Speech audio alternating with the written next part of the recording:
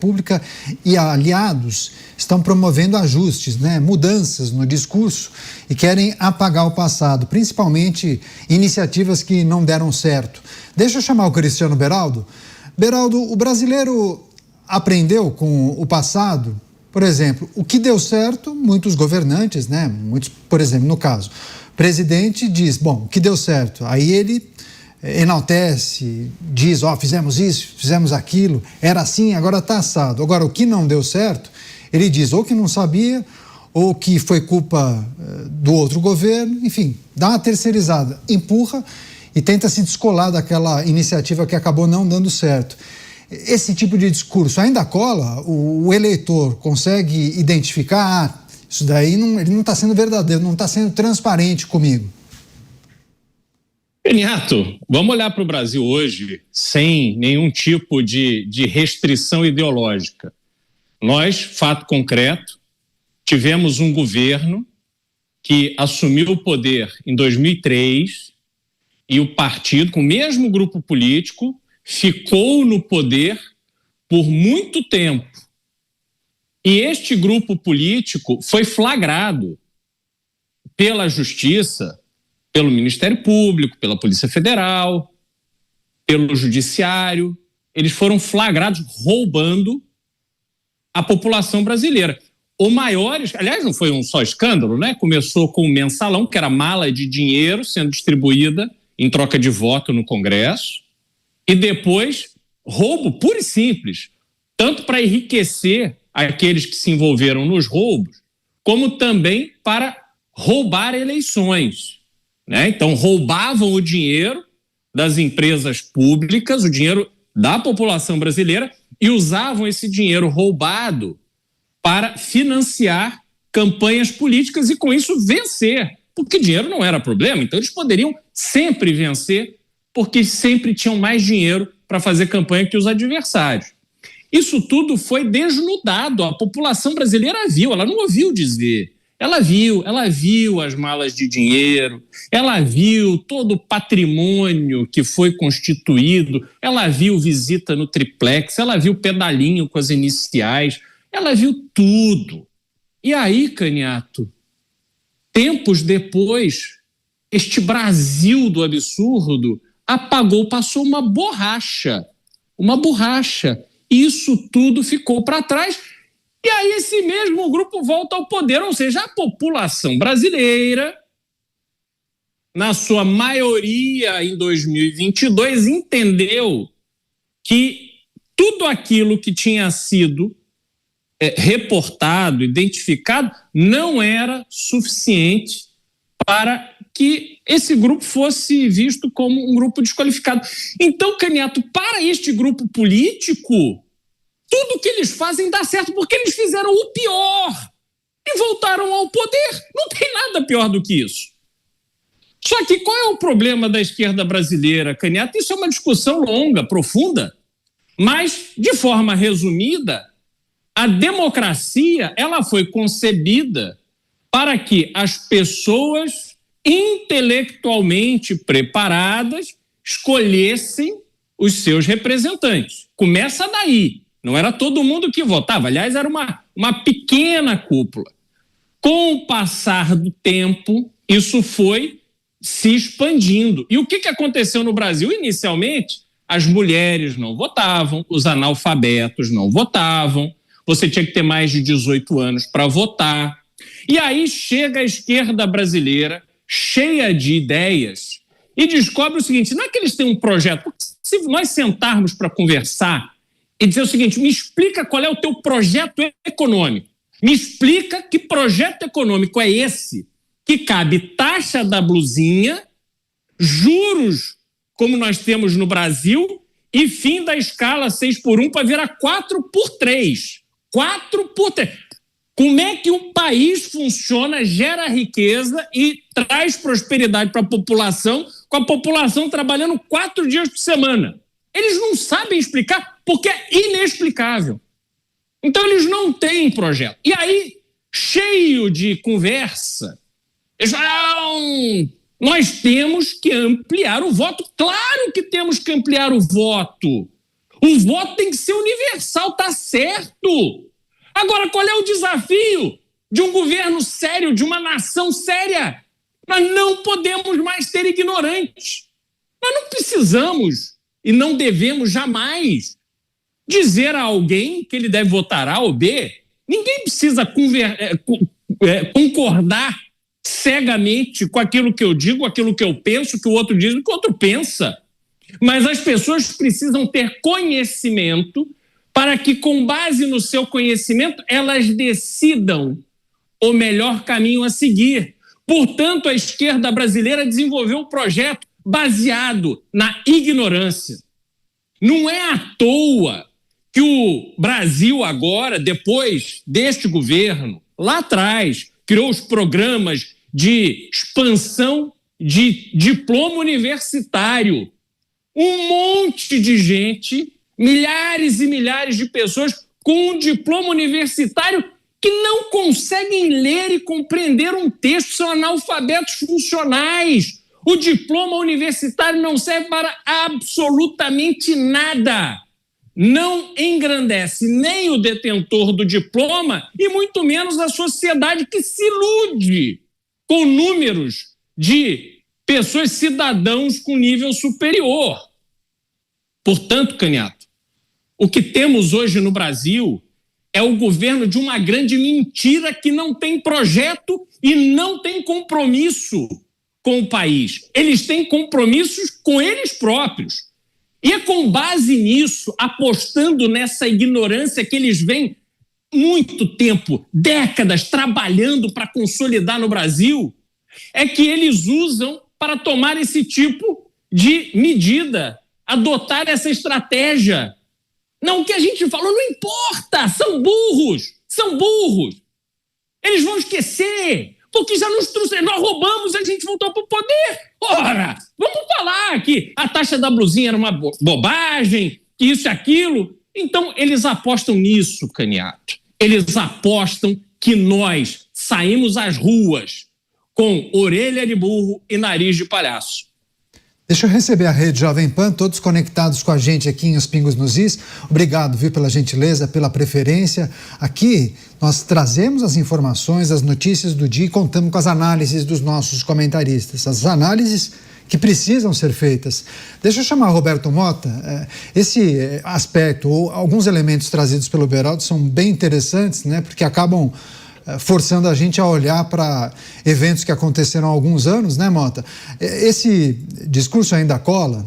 No Brasil, nos dias de hoje, né, nos tempos da internet, das redes sociais, do print, não me parece que dê para apagar o passado, né? Mas a gente observa que há uma adoção de uma estratégia. Você cria uma narrativa para tentar recontar a história, né? Tentar recontar o passado. Não foi bem assim que aconteceu, foi isso e aquilo outro. E aí a nova geração parece muitas vezes que abraça essa nova versão, né? E parece que especialmente figuras da esquerda têm um talento especial, né, em seduzir os jovens com as suas versões. E talvez por conta disso que propostas como da escala 4x3 acabem funcionando tão bem, né? A esquerda tem uma vantagem histórica, Canhato, que é o domínio, a hegemonia da cultura, do sistema de ensino e da maior parte da mídia. Então, a esquerda ainda consegue passar essa narrativa de que o socialismo é uma coisa boa, né? Você vê, socialismo tem social no nome. Então você já fica pensando em melhoria da qualidade de vida, em justiça, em paz, em desarmamento. Acontece que a realidade das políticas de esquerda é exatamente o oposto disso tudo. Toda a riqueza que existe hoje no Ocidente foi criada por políticas de livre mercado, de liberdade, políticas capitalistas. E a esquerda brasileira ainda tem um outro fator, que é o ativismo judicial. Ao longo desses 20 anos que a esquerda brasileira está no poder, que o Partido dos Trabalhadores está no poder desde 2003, eles aparelharam todo o aparato do Estado. Então, hoje, poderes da República funcionam para apoiar essa narrativa. É como você disse, há vídeos na internet em que essas figuras da esquerda dizem exatamente o oposto, há poucos anos atrás, do que elas dizem hoje. Mas se você publicar um desses vídeos, você pode até ser incluído em um inquérito criminal. Você pode ser censurado, você pode ter as suas contas bancárias bloqueadas. Qualquer opinião que você tenha que vá contra a narrativa da esquerda é muito perigosa no Brasil de hoje. Mas o dilema essencial da esquerda brasileira, do PT, é o dilema que a esquerda enfrenta sempre. Eles não querem sair do poder. A esquerda não compreende essa história de alternância de poder. De hora entra um partido socialista, depois vem um partido conservador. Não. Os conservadores são um perigo para a democracia. Esses liberais também só querem explorar as pessoas. Então, toda vez que a esquerda tem que desocupar o poder, eu vou repetir, um poder que no caso do Brasil, no século XXI, ela já ocupa há 20 anos. Há 20 anos no governo federal. Na hora de sair, eles não querem. E vão tentar de tudo, usar de todos os expedientes, contar todas as mentiras. Pois é, deixa eu chamar o Dávila também, só para fechar essa discussão, você, Dávila, a adoção dos discursos de acordo com o cenário, de acordo com o processo eleitoral, de acordo com o adversário? A mentalidade e o retrocesso da esquerda brasileira são estarrecedores, porque no mundo inteiro, parte da esquerda que está no poder, pelo menos evoluiu nas ideias. No caso do PT, elas estão paralisadas desde os anos 60 do século passado. É a mesma narrativa, são as mesmas propostas e a mesma mentalidade anti-mercado. O mercado é visto como um mal necessário. O mercado é visto como um espaço para gananciosos ganharem dinheiro e prejudicarem os mais pobres. Por isso, o Estado precisa tutelar, intervir, manipular o mercado justamente para enfraquecer o setor produtivo. Só que todos os países que seguiram essa receita desastrosa, o país empobreceu, o mercado piorou e não se gerou riqueza. O melhor combate à pobreza é justamente o mercado que funciona, a competição de mercado. É isso que faz com que um país cresça de maneira substancial, de maneira sustentável, é isso que gera oportunidades para a mobilidade social e é isso que faz com que a pobreza seja reduzida. A esquerda brasileira e o PT jamais compreenderam essa lógica. Por isso, transformaram a pobreza num bordão permanente de criar dependência ao Estado brasileiro.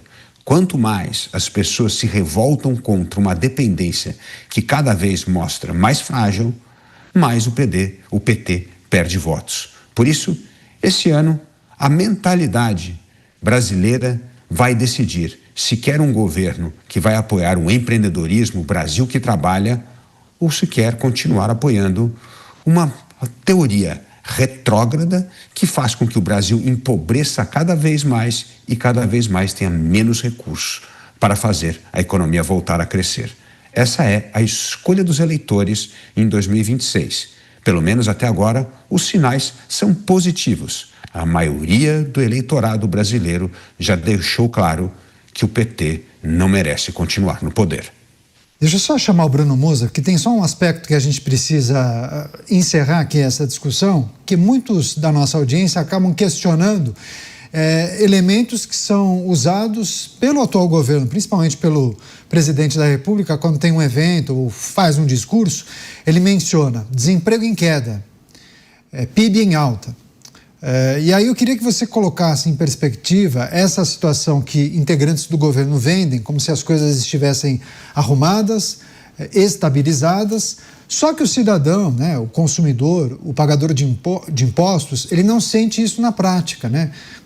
Quando ele precisa abastecer o seu carro, quando ele está no supermercado, observa os preços nas gôndolas, a percepção é diferente, né? O discurso do governo e a vida real, né?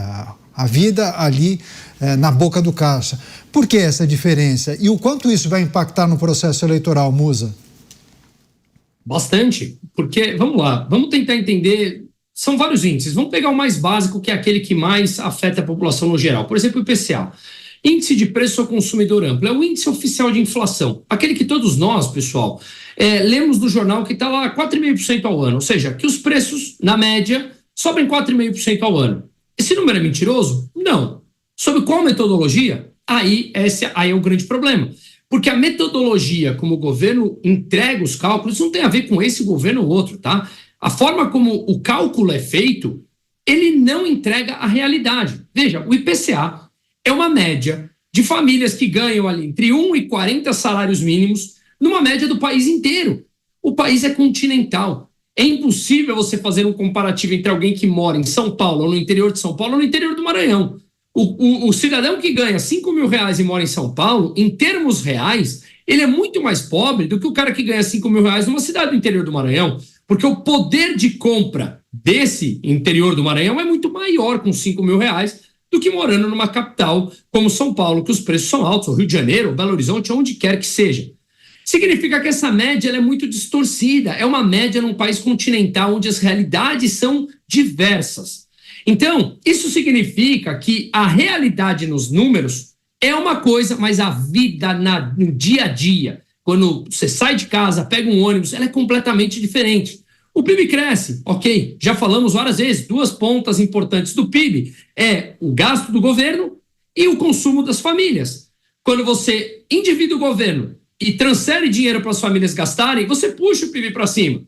Então você vê que é fácil você, entre aspas, artificialmente anabolizar os índices. Só que tem um ponto importante. Ao longo dos últimos 20 anos, a gente vem falando desse endividamento que tomou proporções inimagináveis e quase que insustentáveis, Caniato. Então, quando você fala que os salários mínimos subiram acima da inflação, porque o salário mínimo sobe na canetada e não aumenta com o aumento de produtividade, e a inflação tem essas particularidades que eu comentei, em termos reais, ok, o salário mínimo subiu acima da inflação, mas a inflação do cidadão, do João, da Maria, do Pedrinho, do fulano, do Beltrano, é maior, porque essa média é distorcida. E mais, grande parte dele está endividado, porque teve um fomento por parte do governo nos últimos 20 anos para anabolizar o PIB, para eles se endividarem. Consequentemente, o crescimento dos gastos das famílias, nos índices oficiais, o salário supera a inflação, mas ele tem que pagar grande parte, 70% da dívida dele, da receita dele, é para pagar dívida.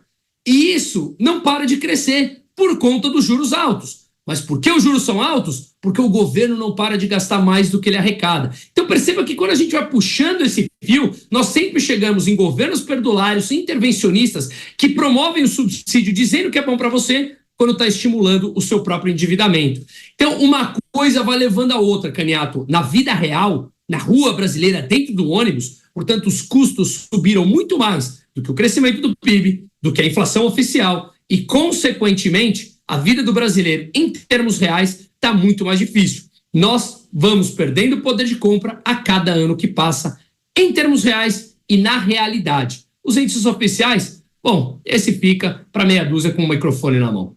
Pois é, deixa eu só passar para o Beral também, trazer o complemento dele em relação a essa discussão, porque às vésperas de entrarmos no período de campanha propriamente, a gente observa aí já um preparo de qual será a retórica, né? Qual vai ser o discurso? O que é preciso considerar? O que o atual governo fez nos últimos anos? Como impactou positivamente ou negativamente a vida das pessoas? A gente sabe que tem uma faixa ali da população, do eleitorado, que tem uma relação muito próxima com o governo porque recebe algum tipo de benefício.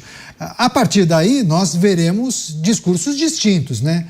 Quem está na oposição fará um tipo de apontamento. Quem está na situação, observa a situação de outra maneira. A história do copo meio cheio, meio vazio. Diante disso, quais são os aspectos importantes que todos nós, todo eleitor, precisará se ater nesse processo eleitoral?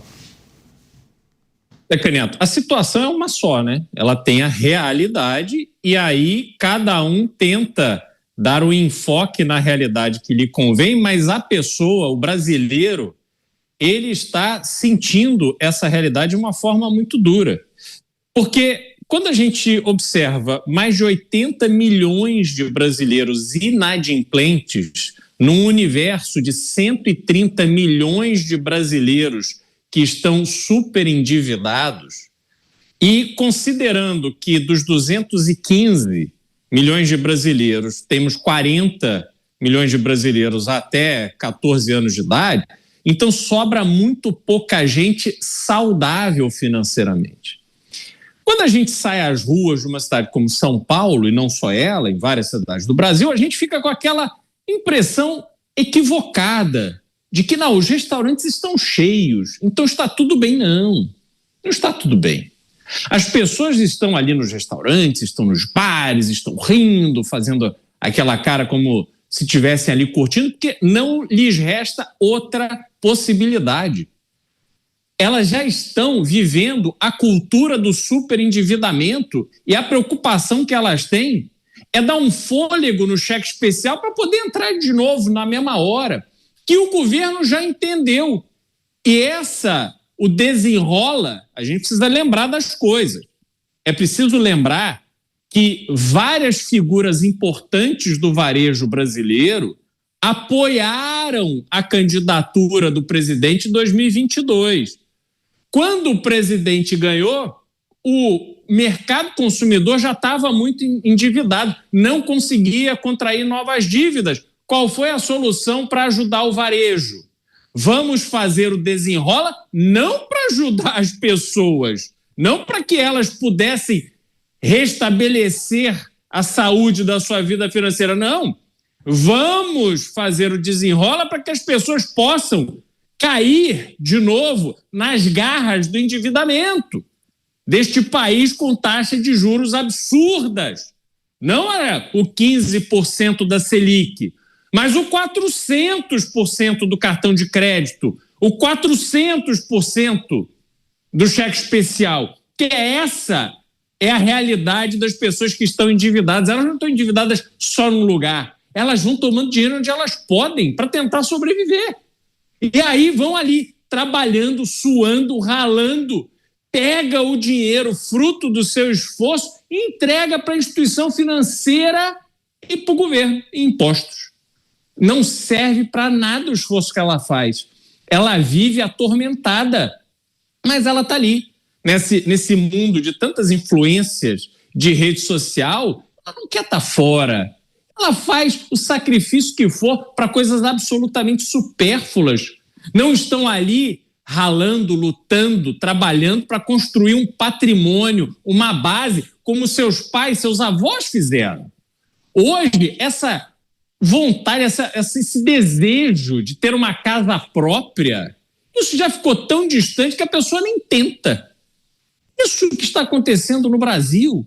Portanto, Caniato, as pessoas podem até não contar para o seu vizinho a situação horrorosa em que ela se encontra, mas o sentimento da maior parte da população brasileira é que o Brasil hoje não deu certo, que eles estão lutando para sobreviver, que a possibilidade de viver, de construir, de prosperar, isso ficou no passado, não faz parte do cotidiano das famílias.